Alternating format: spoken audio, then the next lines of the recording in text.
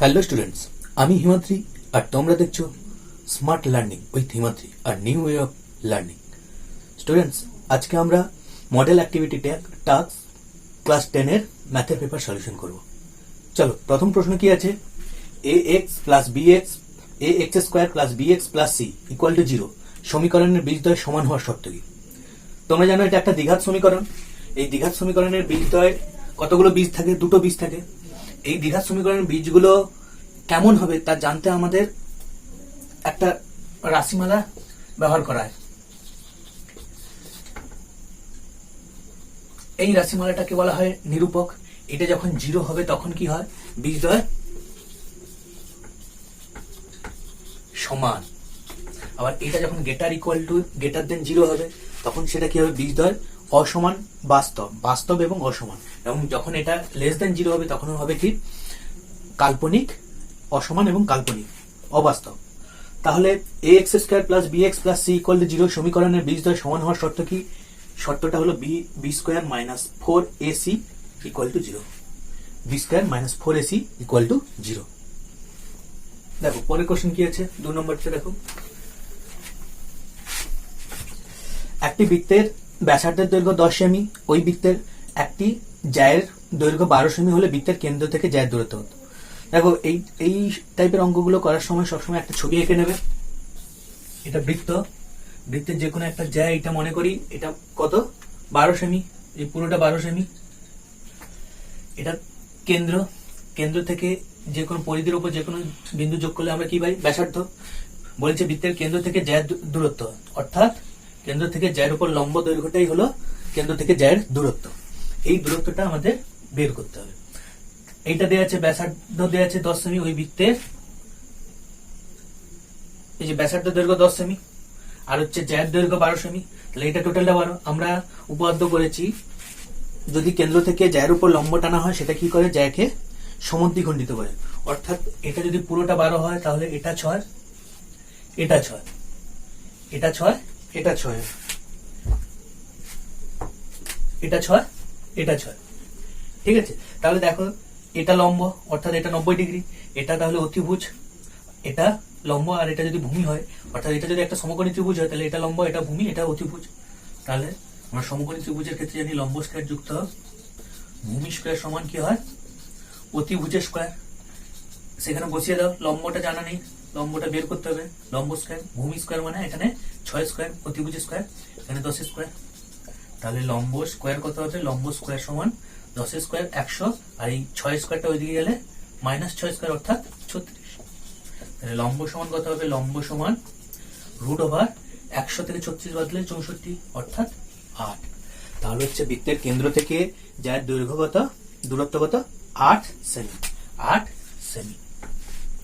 এরকম অঙ্কগুলোর ক্ষেত্রে যে কোনো একটা দেয়া থাকে না। যদি ব্যাসার্ধ দেয়া আছে, লম্ব দূরত্ব, অন্য অঙ্কের ক্ষেত্রে ব্যাসার্ধ দেয়া থাকে, লম্ব দূরত্ব দেয়া থাকে, তখন যার দৈর্ঘ্য বের করতে হবে। একই রকম ভাবে এই সূত্র দিয়ে করতে পারবো আমরা। পরের প্রশ্ন দেখো, দুটি ঘনকের আয়তনের অনুপাত 1:8 হলে ঘনক দুটি সমগ্র তলের ক্ষেত্রফলের অনুপাত কত? তো এই অঙ্কটা করতে গেলে ঘনকের আয়তন জানতে হবে। ঘনকের আয়তন কি হয়? a কিউব, যেখানে a হচ্ছে একটা ঘনকের প্রতিটি ধারের দৈর্ঘ্য। তো সেই মতো আমরা ধরে নেই দুটি ঘনকের বাহুর দৈর্ঘ্য ধরি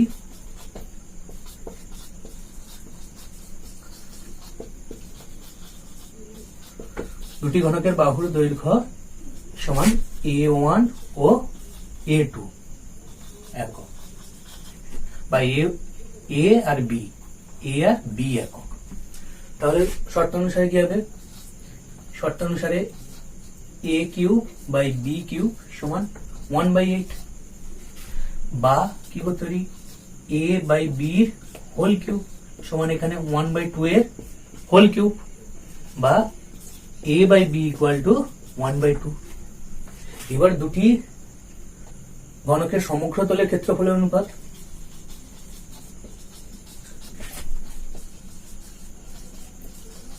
সমগ্র তলের ক্ষেত্রফলের অনুপাত কি হবে? 6a square by 6b square. সমগ্র তলের ক্ষেত্রফলের সূত্র 6a স্কয়ার, যদি একটা বাহুর দৈর্ঘ্য a হয়। তাহলে 6a²/6b²। এখানে 6 কাটলো, থাকলো a/b তার হোল স্কয়ার। আবার আমরা বের করেছি a/b কত, 1/2। তাহলে 1/2 হোল স্কয়ার সমান 1/4, অর্থাৎ হবে 1:4।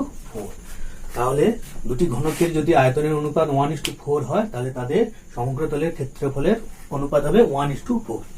পরের প্রশ্ন দেখো। যদি কোনো প্রশ্ন বুঝতে অসুবিধা, কোনো উত্তর বুঝতে অসুবিধা হয়, বা কোনো থিওরি যদি এখনো পর্যন্ত কোনো চ্যাপ্টার কারোর যদি কমপ্লিট না হয়ে থাকে, আমি যেটা করাচ্ছি যেগুলো টাস্কে আছে, তো কমেন্ট করে জানাতে পারো, তো সেগুলো আমি করিয়ে দেবো। পরের কোশ্চেন, 400 টাকা 2 বছরের সমূল চক্রবৃদ্ধি সুদ 441 টাকা হলে বার্ষিক শতকরা চক্রবৃদ্ধি সুদের হার কত? তো এই অঙ্কের ক্ষেত্রে আমরা জানি সমূল চক্রবৃদ্ধি, এখানে আছে ভালো করে লক্ষ্য করো, সমূল চক্রবৃদ্ধি অর্থাৎ আসল সহ চক্রবৃদ্ধি সুদ। আসল সহ চক্রবৃদ্ধি সুদের ক্ষেত্রে আমরা সূত্র জানি P × 1 + R/100 whole to the n। এটা হয় সমূল চক্রবৃদ্ধি সূত্র, যেখানে P টা হচ্ছে আসল, R টা হচ্ছে চক্রবৃদ্ধি সুদ, আর n টা হচ্ছে টার্ন, কতগুলো পর্ব সেই অনুযায়ী। 2 বছরের যদি একটা বার্ষিক চক্রবৃদ্ধি সুদের ক্ষেত্রে 2 বছর দুটো পর্ব আছে, তো সেই অনুযায়ী আমরা এটাকে যদি আমরা একটা সমীকরণ গঠন করি, কি হবে, P এখানে কত 400, P কত 400, তাহলে 400 × 1 + R টা জানা নেই, R টা সুদের হার জানা নেই, n টা 2, সেটা কত হলো 441। এটা শর্ত অনুসারে। তাহলে 400টা, এই টাইপের অঙ্কগুলোকে আমরা সবসময় এইভাবে করবো, 400টা ওইদিকে নিয়ে যাবো, 1 + R/100 whole square equal to 441/400, বা 1 + R/100 তার হোল স্কয়ার ইকুয়াল টু, এটা কি লিখতে পারি, 441 মানে হয় 41 এর বর্গমূল, 41 এর বর্গ করলে 441, আর 20 এর বর্গ করলে 400 হয়। উভয় পক্ষে বর্গ আছে, উভয় পক্ষে দেখতে পাচ্ছি পাওয়ারটা একই আছে, তাহলে বেসটাও একই হবে, অতএব 1 + R/100 সমান কত হলো 21/20। 21/20, তাহলে R/100 সমান কত হবে 21/20 -1, এই 1টা ওই দিকে গেল, -1 হলো, বা R/100 সমান, এটা বিয়োগ করলে হয় লসাগু হবে 20, আর 20 থেকে 21 থেকে 20 বাঁচলে 1, বা R = এই 100টা এদিকে ভাগ আছে, ওইদিকে গেলে গুণ হয়ে যাবে, 100/20, 20 5, বা R = 5। তাহলে বার্ষিক শতকরা চক্রবৃদ্ধি সুদের হার কত, 5 টাকা, অর্থাৎ 5% চক্রবৃদ্ধি সুদের হার 5%। x 12 y 27 ক্রমিক সমানুপাতি হলে x y এর মান নির্ণয় করো। ক্রমিক সমানুপাতি কাকে বলা হয়? দেখো, যদি বলে a b c ক্রমিক সমানুপাতি হয়, সেখান থেকে বলতে পারি কি a/b = b/c, অর্থাৎ পরপর সমানুপাতি হবে, এরকম বোঝা যায়। তাহলে এখানে কোনটা কোনটা ক্রমিক সমানুপাতি বলা হয়েছে, যেহেতু এখানে x 12 y 27 ক্রমিক সমানুপাতি, তাই বলতে পারি আমরা x/12 = 12/y = y/27, অর্থাৎ কিনা প্রথমটা বাই দ্বিতীয়টা সমান দ্বিতীয়টা বাই তৃতীয়টা সমান তৃতীয়টা বাই চতুর্থটা। তো এখান থেকে আমরা কি করব, আমরা প্রথমে এই দুটো অনুপাত নিয়ে নেব, সেখান থেকে একটা রিলেশন বের করবো, তারপরে এই দুটো অনুপাতকে সমান করব, সেখান থেকে একটা পাবো। দেখো কি করছি, দেখো প্রথমে যদি এই দুটো নেই, কি হচ্ছে x/12 = 12/y, কোনাকুনি গুণ করে দিলে xy = 12 × 12, 1 নম্বর দিয়ে দিলাম। এবার শেষ দুটো অনুপাত নিলে 12/y = y/27, কোনাকুনি গুণ করে দিচ্ছি, y² = 12 × 27, বা y সমান কত হচ্ছে √12 × 27। 12 এর মধ্যে কি আছে, 4 আছে, একটা 3 আছে, 27 এর মধ্যে কি আছে, 3 আছে, 9 আছে, রুটের বাইরে 4 থেকে কত বেরোবে 2, 4 এর বর্গমূল করলে 2, আর দুটো 3 এর জন্য একটা 3, আর 9 এর থেকে 3 বেরোবে, অর্থাৎ 9 2 18, y এর মান 18 হলো। এখানে y এর মান বসিয়ে দাও, 1 নম্বরে y এর মান বসিয়ে দাও, 18, x × 18 = 12 × 12, 12 12 144, তাহলে x সমান 12 × 12/18, 6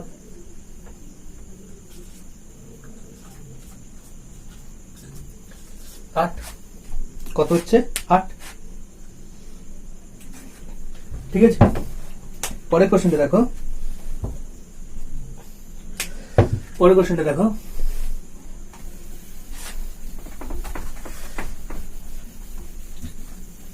এই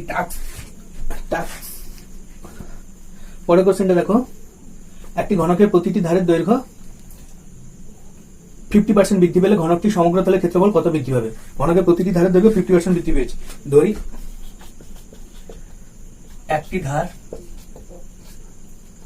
একটি ধার সমান a একক, তাহলে সমগ্র তলের ক্ষেত্রফল কি হবে?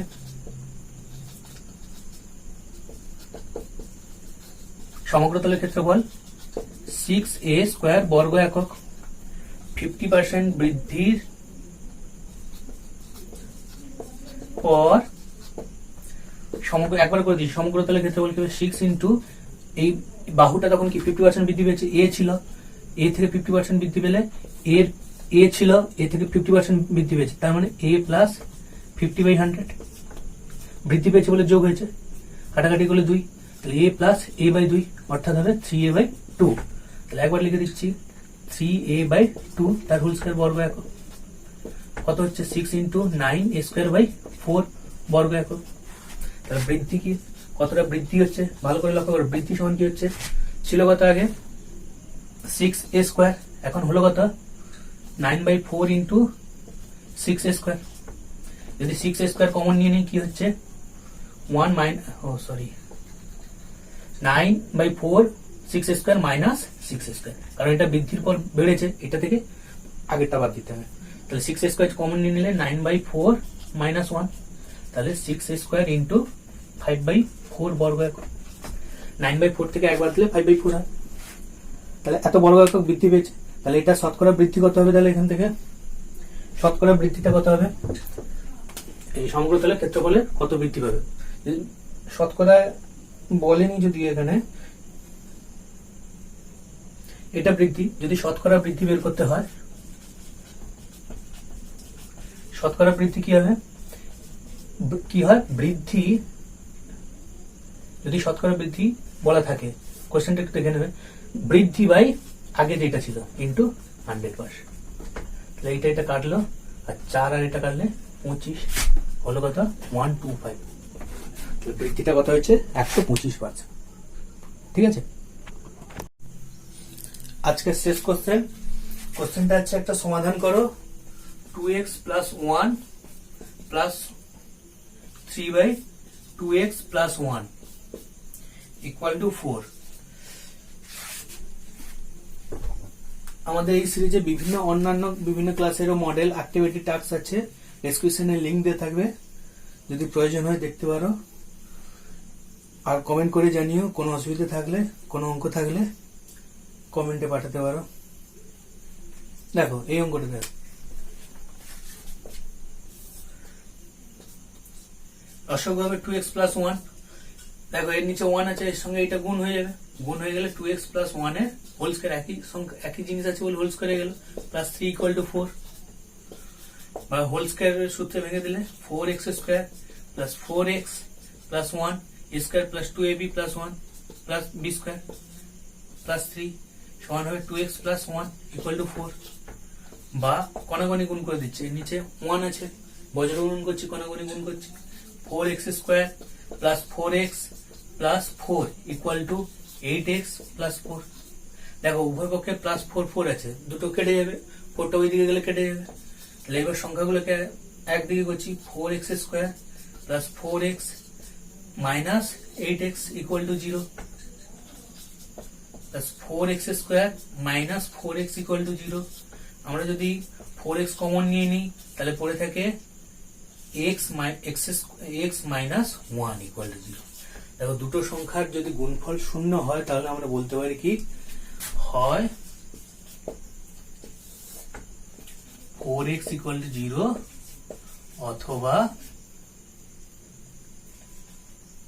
অথবা x মাইনাস 1 ইকুয়াল টু 0।